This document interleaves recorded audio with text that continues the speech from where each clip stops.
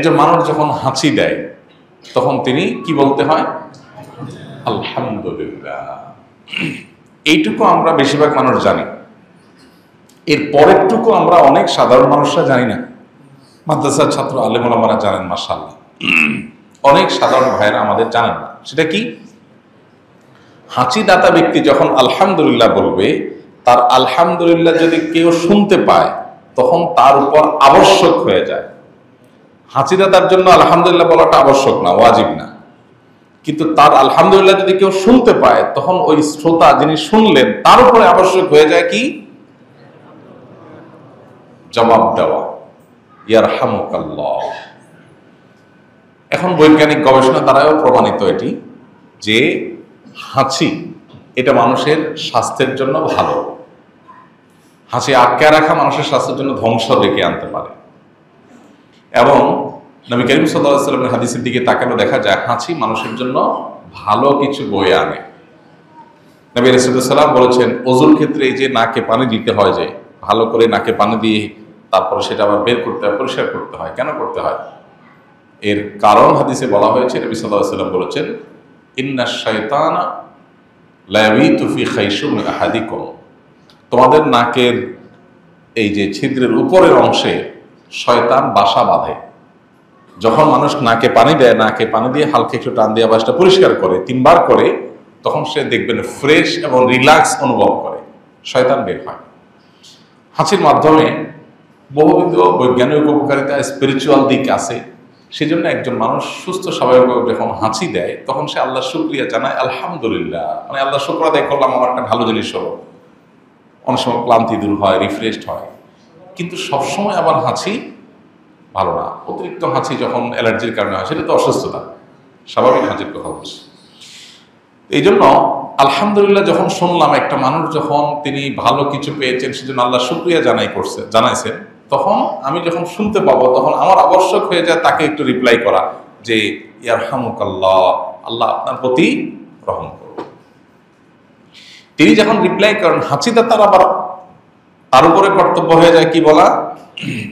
ইয়াহদিকুমুল্লাহু ওয়া ইউসলিহ বালাকুম।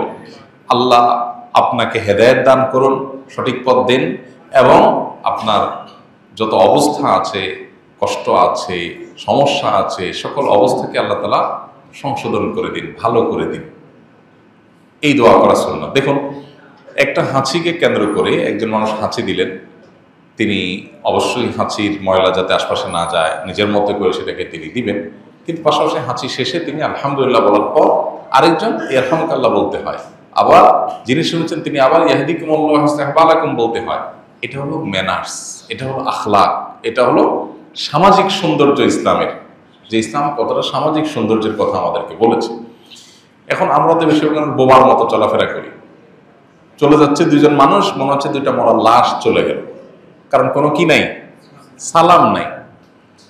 কলেজ ইউনিভার্সিটির ক্যাম্পাসগুলোতে তো এখন এমন অবস্থা হয়ে গেছে যে আমাদের ইয়াংরা, আমাদের শিক্ষিত তরুণরা, শিক্ষার্থীরা, তারা সালাম দেওয়াটাকে ভুলেই গেছে অলমোস্ট। ক্যাম্পাসে যারা আছে তাদের অনেকে আমাদের কাছে লিখিত প্রশ্ন দিয়েছে যে এই অবস্থার কারণ কি। আমাদের ক্যাম্পাসগুলোতে সালাম আদান প্রদান এটা একেবারেই উঠে গেছে। মোবাইল টিপতে টিপতে দুইজন দুই দিক দিয়ে চলে যাচ্ছে, আর দেখা হইলে কথাও বলতে গেলেও সালাম দিয়ে মুসলমান কথা বলবে, সেই সালাম নাই।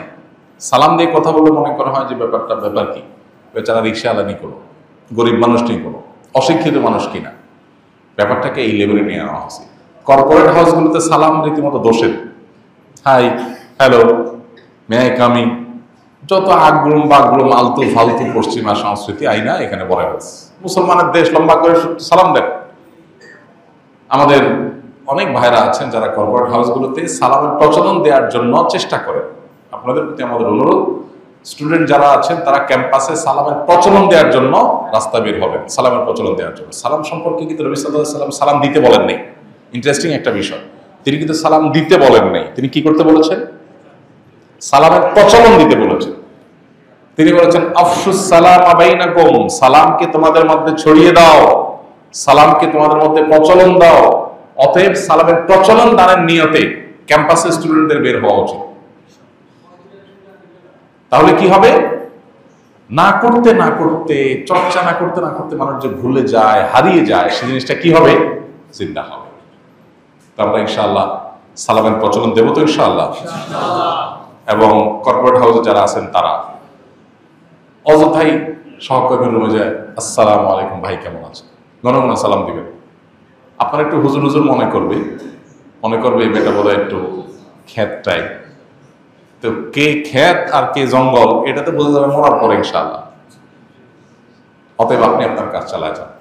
আল্লাহ আমাদেরকে সালামের প্রসাদ দেওয়ার তৌফিক দান করুন। এই জন্য সালামের উত্তর দেওয়া এগুলোর গুরুত্ব আমরা অনেক সময় বুঝি না। অনেক সময় সালাম দিলে আমরা মাথা ডুলাই, বিশেষ করে উপরস্থ কর্মকর্তা, পয়সা আলা, বড় নেতারা তো সালামের উত্তর দেয় না।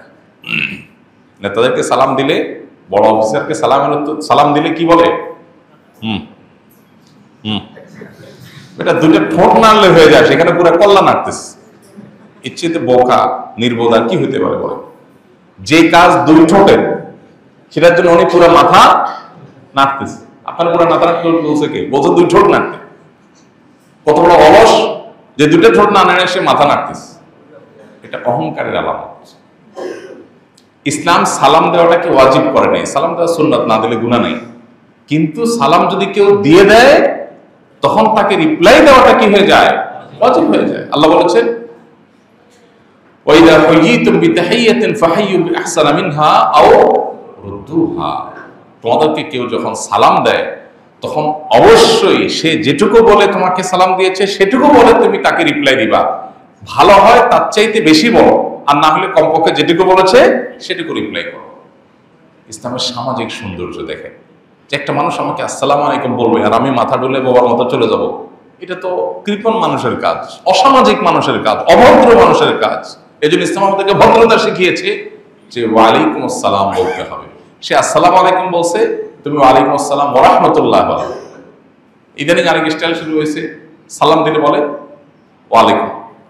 ওয়ালাইকুম ওয়ালাইকুম কিসের? শরীয়তে যদি জায়েজ করতো কষায়ের একটা মারা দরকার ছিল। ওয়ালাইকুমটা কি আবার?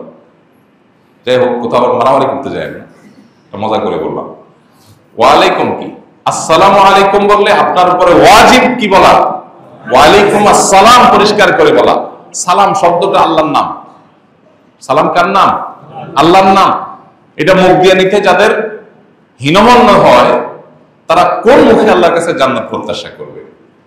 এই জন্য ভাই সালামের প্রচলন, সালামের জবাব এগুলো আমরা দেবো। ইসলামের সামাজিক সৌন্দর্যকে ওগুলোকে আমরা চর্চা করবো, এগুলো আমাদের সমাজের সৌন্দর্য প্রকাশ হয়। কোরআনে আল্লাহ তাআলা পাইকারি কথাচার বলেন নাই। সেখানে কেউ কারোর বাসা বাড়িতে প্রবেশ করলে, কারোর অফিসে গেলে, দেখেন এখন আজকাল মানুষ জিজ্ঞেস করে মিয়া আমি কি আসতে পারি? এটা যে জিজ্ঞেস করে আমরা মনে করি লোকটা কত স্মার্ট, কত আধুনিক, তাই না? হ্যাঁ রে ভাই, তোমার স্মার্টনেস শিখেছে কে মিয়া? ১,৫০০ বছর আগে, ১৫০ বছর আগে তো তোমার অফিস আদালতের এই স্ট্রাকচার এইভাবে তোমার দেশ ডেভেলপ ছিল না। সেখানে ১,৫০০ বছর আগে ইসলাম শিখাইছে। কোরআনে আল্লাহ তাআলা বলেছেন যে তোমরা যদি কারো বাসায় প্রবেশ করতে যাও তাহলে তোমরা তাদের কাছ থেকে অনুমতি প্রার্থনা করো। ওয়াতুসাল্লিমু আলা আহলিহা, অনুমতি চাও এবং সালাম দাও। ভেতর থেকে যদি রিপ্লাই আসে প্রবেশ করার জন্য তাহলে ঢুকো, যদি রিপ্লাই না পাও তাহলে ফারজিউ, ফিরে যাও, সেটা তোমার জন্য উত্তম। নিজে কোনো রেসপন্স ছাড়া হুট করে কারো অফিসে কারো বাসায় ঢুকে পড়বো না। এই যে ম্যানার্স যেটা ইসলাম ১,৫০০ বছর আগে শিখেছে, তুমি এখন নতুন করে শিখে নিজের স্মার্ট মনে করতেছো, তোমার সাথে ইসলাম কত অগ্রসর। এই জন্য ভাই ইসলামের সামাজিক সৌন্দর্যগুলো আমাদের চর্চা করতে হবে। সালাম দিবেন তো ইনশাআল্লাহ?